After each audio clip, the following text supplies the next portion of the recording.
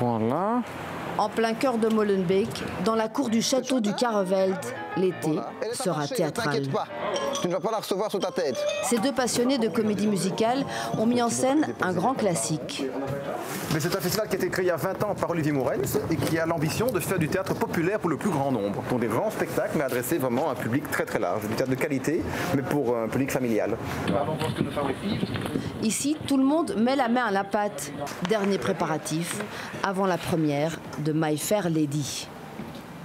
Ça parle du racisme de classe. Le racisme de classe, c'est quelque chose qui est très ancré dans nos sociétés. Et donc, quand on voit les résultats des dernières élections, etc., on voit que c'est quelque chose qui est encore très ancré. Cette collectivité qu'est la nôtre commence à disparaître petit à petit. Et donc, du coup, c'est encore d'actualité, même si ça se passe en 1912. Ouais. Coucou les filles. My Fair Lady raconte l'histoire d'une petite marchande de fleurs qui rêve d'ascension sociale. Un scandale dans l'Angleterre victorienne.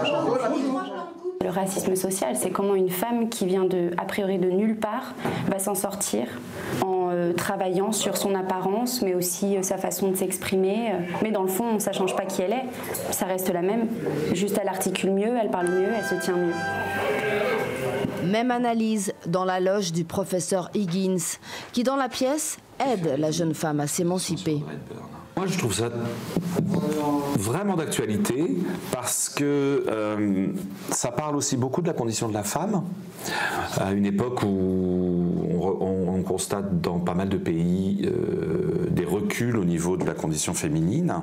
Aux États-Unis, ce qui est en train de se passer avec les lois anti-avortement, l'égalité homme-femme qu'on croyait presque acquise est en train de reculer. Et cette pièce parle beaucoup de ça. Des centaines de costumes et de chapeaux nous replongent dans cette époque où l'habit faisait souvent le moine.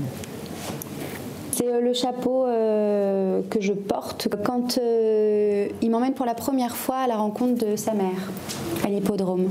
Première sortie chic. Ça, c'est mon chapeau de fleuriste. Voilà. Que j'ai fabriqué moi-même. Ce chapeau nous oblige en fait à avoir un port de tête, faire très attention. Il y a un poids d'un côté, une plume de l'autre, on fonce dans tout, donc ça demande vraiment un maintien particulier, la robe qui va avec, tout.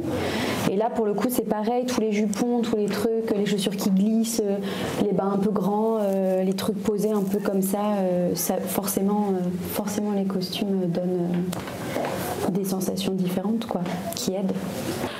On est bon, on est prêt.